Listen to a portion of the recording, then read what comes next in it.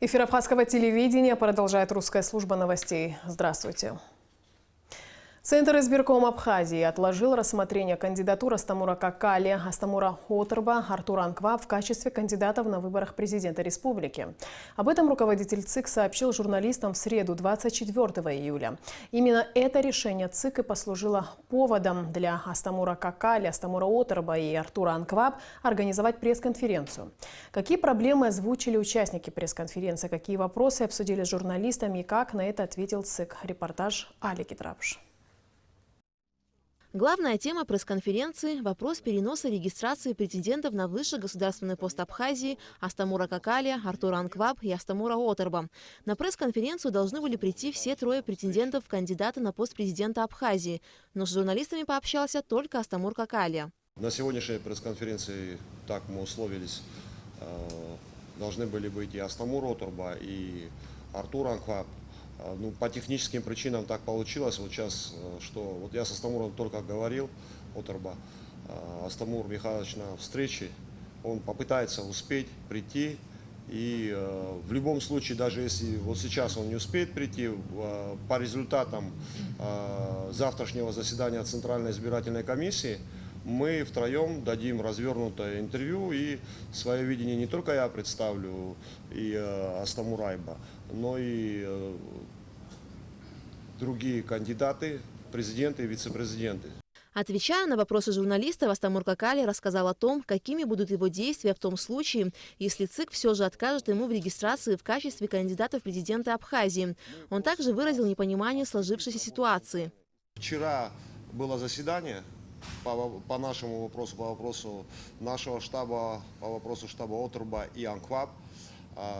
7-7 поделились, насколько мы знаем, члены ЦИК при голосовании. Так и не было принято решение. Но нам говорят, все нормально, ждите, ждем. Ну просто, если мы уж получаем негативный ответ, то, может быть, стоило его получить раньше. Мы бы успели вот пройти суд. Высказывание Астамура Какали прокомментировал председатель Центральной избирательной комиссии Абхазии Тамаз Гоги.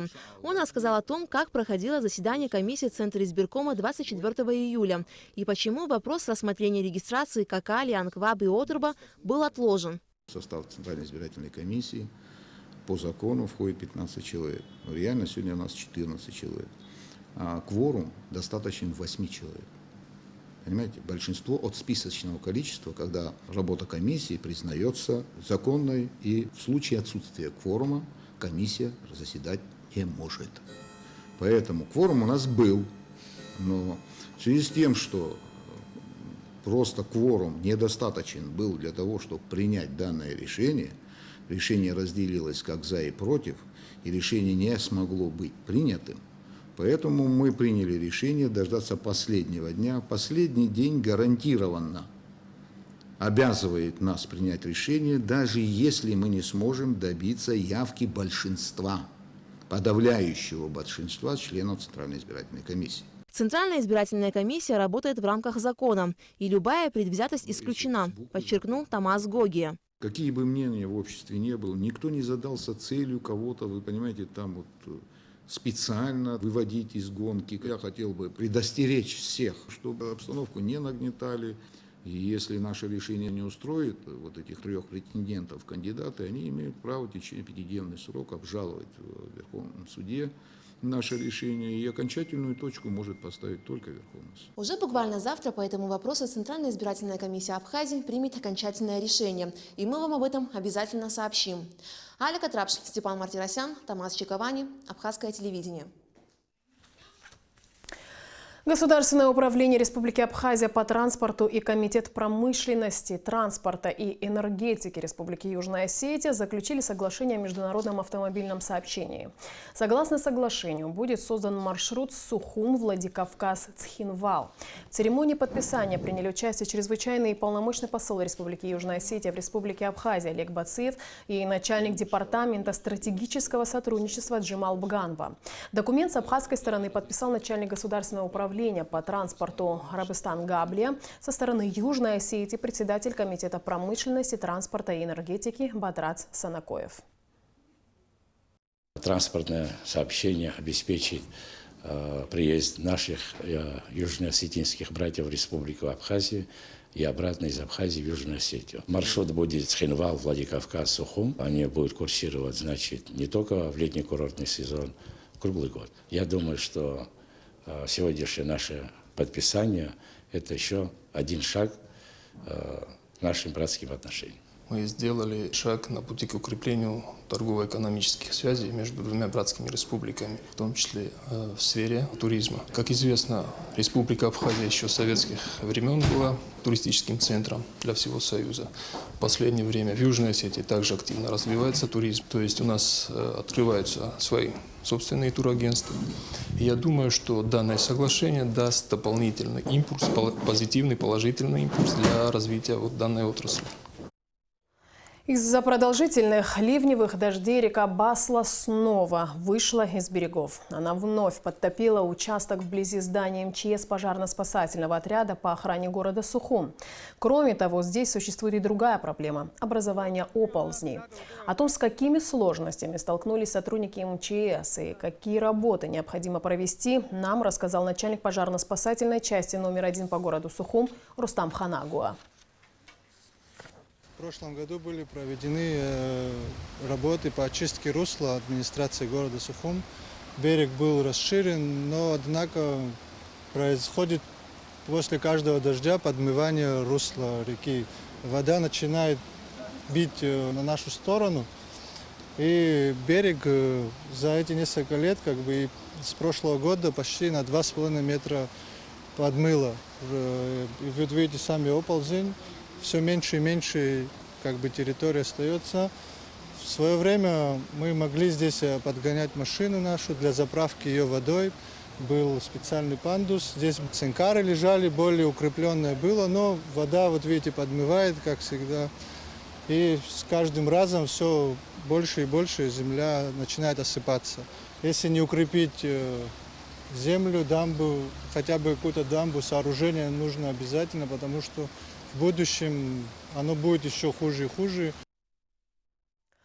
24 июля в рамках международного благотворительного проекта «От сердца к сердцу» культурно-благотворительный фонд «Ашана» совместно с Московским Домом национальности открыли благотворительную выставку-продажу искусства ради жизни в поддержку подопечных культурно-благотворительного фонда «Ашана» в Москве.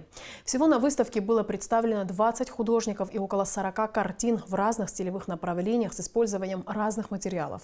Выставка в продаже «Искусство ради жизни» продлится до 9 августа. Любой желающий может приобрести работы. Каждая покупка – это надежда на выздоровление и спасение детской жизни. Фонд «Ашана» за 7 лет собрал более 47 миллионов на 274 курса лечения. То есть это говорит о том, что некоторым детишкам далеко недостаточно всего лишь один раз пройти курс лечения. Им требуется помощь снова и снова. Есть такие заболевания, с которыми человек вынужден жить всю жизнь, такие как синдром Дауна, детский церебральный паралич. Поэтому, оказав помощь один раз, это не значит, что этим детям больше не нужна поддержка. Примите благодарность от имени посольства, от меня лично. И правильно ты сказала, что искусство ради жизни, вся наша жизнь, все, что мы делаем для того, чтобы жили хорошо, и в первую очередь, наверное, дети.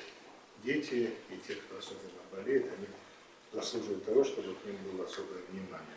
Фонд, выполняя задачу помощи тяжелобольным детям, одновременно пропагандирует историю, культуру, традиции Абхазии. В рамках ежегодного культурно-спортивного фестиваля «Абаза» в Черкесске прошел День культуры абхазо-абазинского этноса и День абхазского флага. Праздник собрал сотни людей. Среди них была и наша съемочная группа. Праздник был организован Ассоциацией содействия развитию абазино-абхазского этноса «Алашара» совместно с Всемирным абхазо-абазинским конгрессом и прошел в одном из крупнейших парков Юга России – Зеленый остров.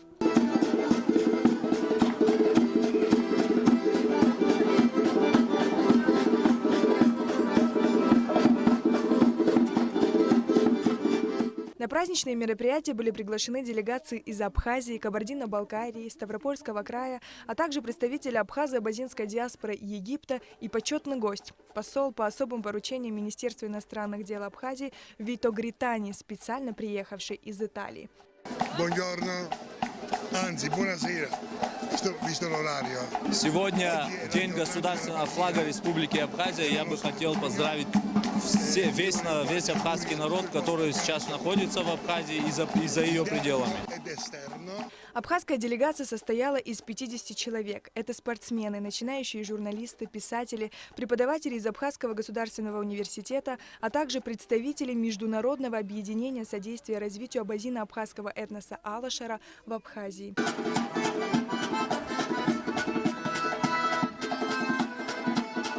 Руководитель аппарата председателя Высшего совета Всемирно-Абхазо-Абазинского конгресса Кан Таня отметил, что такие мероприятия, несомненно, способствуют еще более тесному сближению представителей зарубежной диаспоры, проживающие более чем в 50 странах мира. Что такое наш флаг? Это символ, под которым и за который наши старшие сложили свои головы. Они под этим символом шли практически насмерть, отдали свои лучшие годы, всю свою молодость, свое будущее, свою жизнь. И сегодня мы, с одной стороны, обязательно празднуем, естественно, потому что наш символ, наш флаг – это светлое будущее в первую очередь. Но с другой стороны, мы никогда не должны забывать о тех героях, которые сделали возможным, в принципе, все эти сегодняшние праздники и все это сегодняшнее веселье. Очень хорошо, что с каждым годом абхазская делегация растет количеством, качеством она всегда хороша. И в Абхазии люди, и вообще в других странах проживания нашей диаспоры, все наши братья и сестры должны видеть, что это наш общий символ, который всех нас объединяет. Это наша общая гордость и радость. И поздравляю весь наш народ с этим великолепным праздником. Гостей угощали блюдами национальной кухни. Попробовав блюда, все отмечали их исключительную свежесть, натуральность и превосходный вкус. Звучало много музыки. Старинные абазинские мотивы не оставляли никого равнодушными. Культурно-спортивный фестиваль Абаза проходит в Черкесске ежегодно. С каждым годом география его участников расширяется, а праздничная программа становится более разнообразной и масштабной. Сария Гварацхеля, Камила Кирвал, Александр Чернов, Абхазское телевидение. И в конце выпуска прогноз погоды. По сообщению Гидрометцентра, в Абхазии ожидается облачная погода, временами дождь, местами возможен дождь с грозой. Температура воздуха ночью плюс 15, 20, днем 21, 26. Температура морской воды плюс 25.